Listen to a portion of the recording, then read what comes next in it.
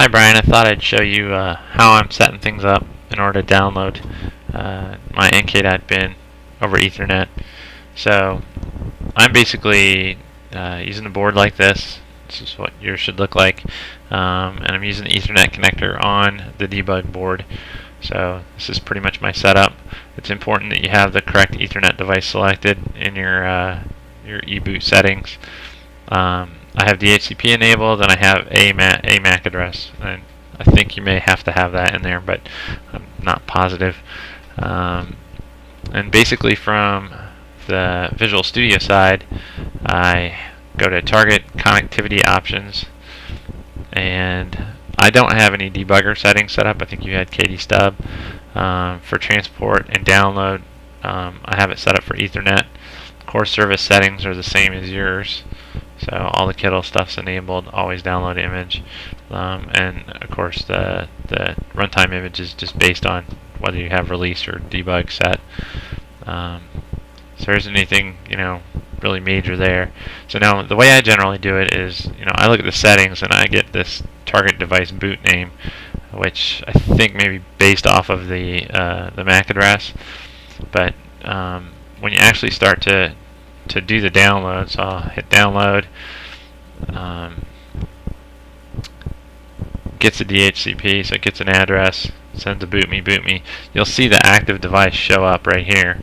So I just go ahead, I always do it that way. Select this device. Once you have it set up, it'll always use that same device name. Again, I think it's based on the MAC address. So I hit OK, apply. I'm going to close this window, and then target attach device. So then I attach, and this may take a second or so. This machine's kind of slow.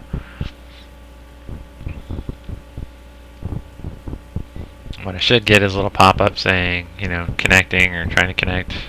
Yeah, this is it. So it says it's waiting for the boot me.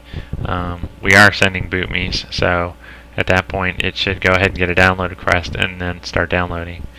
So the download should continue until it's complete, at which point down on the hyperterminal window you'll get something saying, hey, this is an image, do you want to flash it or not? So that's what you should see shortly. I'll go ahead and let it go. I guess it doesn't matter.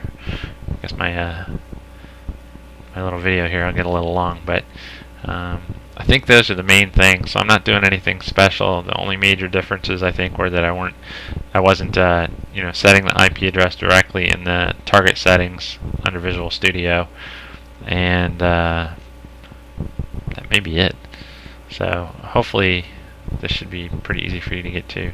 I was just going to show you here that when you finish the download here, it's going to go ahead and ask you to if you want to flash it, and you should notice that it does say that it's a NAND type image, and then it's going to go ahead and ask you if you want to go ahead and flash it, and you can say yes, and it'll flash. The flash is actually pretty quick, and then by the time that it's done, it'll come up and it'll say, hey, do you want to reset? And then you can reset from there.